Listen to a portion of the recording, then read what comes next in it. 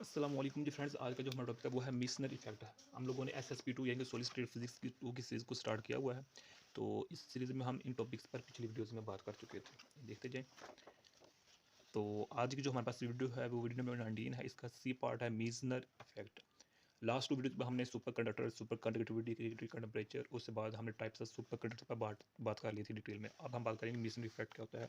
तो आइए इसको स्टार्ट करते हैं। बिस्मिल्लाहिर्रहमानिर्रहीम, सल्लल्लाहु तआला अला मुहम्मद सल्लल्लाहु अलैहि व आलिहि वसल्लम। मीसनर इफेक्ट। अच्छा, ये वीडियो जो हमारे पास छोटी सी वीडियो है, तो इसको आगे डिस्कस करते हैं। जो हमारे पास था 1933 में, 1933 में हमारे पास 2 साइंटिस्ट थे। एक था नाम था मीसनर।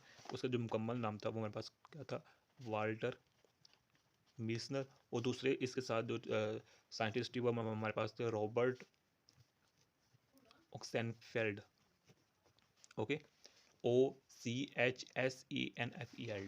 इन दोनों ने मिलकर 1933 में, 1933 में जो एक डिस्कवर किया था फेनोमेना, उस फेनोमेना को हम मैग्नेटिक फेनोमेना कहते हैं। तो इन्होंने इस बात को स्टडी किया था कि जो हमारे पास सुपर कंडक्टर्स होते हैं। अब इस सुपर कंडक्टर्स क्या होता है इसको मैं डिटेल में डिस्कस नहीं करूँगा, क्योंकि मैंने काफ़ी डिटेल में लास्ट वीडियो में इसके टाइप्स को भी उसको भी डिटेल में डिस्कस किया हुआ है। तो इन्होंने जो मिशनर था इसने ये कहा था कि जो सुपर कंडक्टर्स होते हैं, इन दोनों ने पहले 1933 में मैग्नेटिक फिनोमेना दिया था। तो फिर उसके बाद जो हमारे पास मेसनर था, इसने कहा था कि जो सुपर कंडक्टर्स होते हैं ये प्योरली 100% परफेक्ट कंडक्टर्स नहीं होते। क्या है, परफेक्ट 100% कंडक्टर्स नहीं होते। और फिर इसने एक इफेक्ट दिया था, और उसी इफेक्ट को हम क्या कहते हैं, मीसनर इफेक्ट कहते हैं। अब आइए इसने क्या कहा था, इसकी जो स्टेटमेंट है वो क्या थी।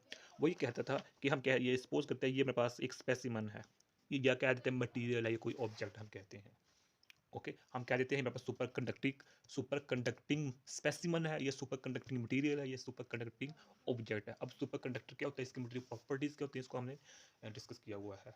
अच्छा, अब ये क्या कहता था कि जब हम इस पर मैग्नेटिक फील्ड को अप्लाई करते हैं, किसको, इस पर मैग्नेटिक फील्ड को अप्लाई करते हैं, और जो हम ये मैग्नेटिक फील्ड अप्लाई कर रहे हैं ये वीकली मैग्नेटिक फील्ड है, स्ट्रॉन्ग मैग्नेटिक फील्ड नहीं है। तो जब किसी हम स्पेसिमन, सुपर कंडक्टिंग स्पेसिमन पर मैग्नेटिक फील्ड को, यानी कि वीक मैग्नेटिक फील्ड को अप्लाई करते हैं, उसमें शर्त क्या है कि जब हम ये मैग्नेटिक फील्ड अप्लाई कर रहे होंगे उस वक्त जो हमारे पास टेम्परेचर होगा, यानी वो क्रिटिकल टेम्परेचर से कम होना चाहिए टेम्परेचर। चलिए इसको हमने पिछली वीडियो में डिस्कस किया हुआ था, लेकिन चलिए हिंट के तौर पर इधर फिर लिख लेते हैं। हम कहते हैं ये हमारे पास वाई एक्सिस पर हमारे पास क्या है, ओम है, रेजिस्टेंस है, और एक्स एक्सिस पर हम कहते हैं टेम्परेचर है केल्विन में। ओके, तो ये हमारे पास TC है, ये क्या हमारा TC है, क्रिटिकल टेम्परेचर है। ओके, और ये जो बिहेवियर शो है सुपर कंडक्टर मटेरियल शो करते हैं, और हम कह देते हैं ये जो बिहेवियर है ये नॉर्मल जो कंडक्टर होता है, नॉर्मल मेटल होता है वो ये शो करता है, या फिर जो ये है, ये दोनों बिहेवियर सेम शो करते हैं, बिहेवियर शो करते हैं। यानी कि ये नॉर्मल मेटल या नॉर्मल जो कंडक्टर है उसके लिए होता है ये ग्राफ।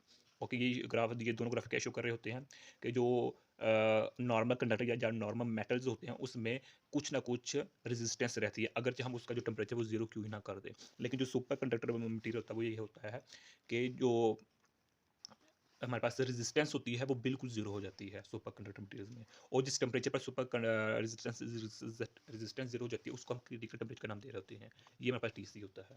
ओके, तो अब शर्त ये है कि उस सुपर कंडक्टिंग स्पेसिमन का जो टेम्परेचर होगा वो क्रिटिकल टेम्परेचर से, यानी कि इस दरमियान होना चाहिए, यहाँ यहाँ यहाँ या फिर यहाँ होना चाहिए, कि इससे कम होना चाहिए, इससे ज़्यादा होना चाहिए।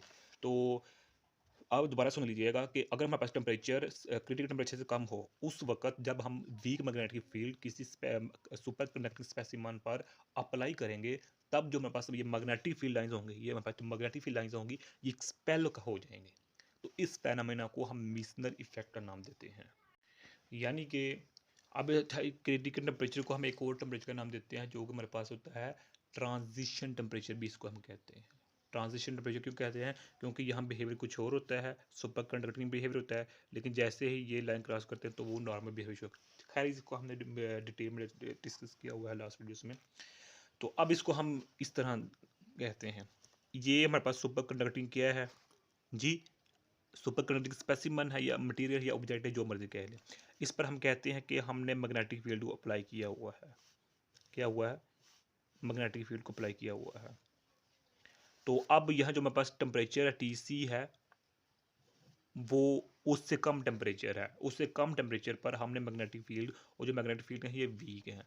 तो अब क्या होगा, रिजल्ट क्या होगा कि जो स्पेसिमन है ये तो वैसे का वैसे ही रहेगा, लेकिन जो मेरे पास मैग्नेटिक फील्ड हमने अप्लाई की होंगी ये ऐसे गुजर जाएंगे, ऐसे, इसको कुछ भी नहीं करेंगे, इसको इस पर कुछ भी इफेक्ट नहीं होगा। ये जैसे का जैसे था मटेरियल, ये वैसे का वैसा ही रहेगा, इस पर कोई भी इफेक्ट नहीं आएगा। ओके, ये हमारे पास मेसन इफेक्ट कहता है कि जब किसी हम सुपर कंडक्टिंग स्पेसिमन पर मैग्नेटिक फील्ड अप्लाई करते हैं, और जो वो मैग्नेटिक फील्ड है वो वीक मैग्नेटिक फील्ड है, और जो टेम्परेचर है वो क्रिटिकल टेम्परेचर से कम टेम्परेचर है, उस वक्त वो मैग्नेटिक फील्ड उस सुपर कंडक्टिंग मटेरियल को कुछ भी नहीं कहेंगे। इन अदर वर्ड्स हम ये कह देते हैं कि इसके अंदर जो मैग्नेटिक फील्ड होगा वो ज़ीरो होगा। मैग्नेटिक फील्ड इसकी इंटरनल जो प्रॉपर्टीज़ हैं उसको कुछ भी नहीं कहेगा। ये मेरे पास मिशनरी इफेक्ट ने कहा था। तो लिहाजा इधर जो मेरा टेम्परेचर क्या है, वो मेरा टेम्परेचर क्या है, ग्रेटर देन टी सी है। और लेकिन जैसे ही हम टेम्परेचर को कूल करेंगे, कम करेंगे क्रिटिकल टेम्परेचर से, ट्रांजिशन टेम्परेचर से, यानी कि ये कंडीशन होगी, जब हमारे पास ये कंडीशन होगी उस वक्त ये बिहेवियर शो हो जाएगा। डन हो गया। तो यही आज का हमारा इतना सा टॉपिक था। अच्छा, इसमें देखें एक बात है कि जो हमारे पास ये सुपर कंडक्टिंग मटेरियल है ये किस बिहेवियर को शो कर रहा होता है, ये डायामैग्नेटिक मटेरियल को शो कर रहा होता है। हमने ये देखे ना वीडियो नंबर 11 में हमने डायामैग्नेटिक मटेरियल को, पैरामैग्नेटिक मटेरियल को और फेरोमैग्नेटिक मटेरियल को डिस्कस किया हुआ है। तो डायामैग्नेटिक मटेरियल हमने ये कहा था कि जब ऐसा मटेरियल जिस पर जब हम मैग्नेटिक फील्ड अप्लाई करते हैं तो इस मैग्नेटिक फील्ड के ऑपोजिट हमारे पास जो होते हैं मटेरियल के अंदर यानी कि जो मटेरियल होता है वो अपने आप को एक्सटर्नल मैग्नेटिक फील्ड के ऑपोजिट कर लेता है। ओके, यानी कि यहाँ जो मैग्नेटाइजेशन होती है इसकी वो ऑपोजिट हो जाती है एक्सटर्नल मैग्नेटिक फील्ड के। ओके, तो अब यहाँ चूंकि देखें ये भी उसी तरह बिहेव शो कर रहा है, यानी कि इसके भी अंदर जो मैग्नेटिक फील्ड का जो इफेक्ट होता है वो जीरो होता है, तो इसके अंदर भी जीरो होता है। तो लिहाजा जो ये सुपर कंडक्टिव स्पेसिमन है, जो ऑब्जेक्ट है, ये डायमैग्नेटिक मटेरियल की तरह बिहेवियर को शो कर रहा होता है। तो अब चूंकि जो पास डायमैग्नेटिक मटेरियल है इसकी जो मैग्नेटिक ससेप्टिबिलिटी होती है, SUSCEPTIBILITY, मैग्नेटिक ससेप्टिबिलिटी कह लें या मटेरियल ससेप्टिबिलिटी कह लें, वो हमारे पास क्या होती है, नेगेटिव होती है।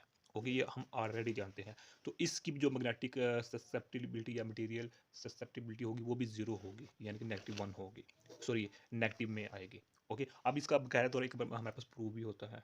वो इस तरह के हम जानते हैं, एक फार्मूला जानते हैं जो कि B = μ0 H + I, ये मेरे पास फार्मूला है।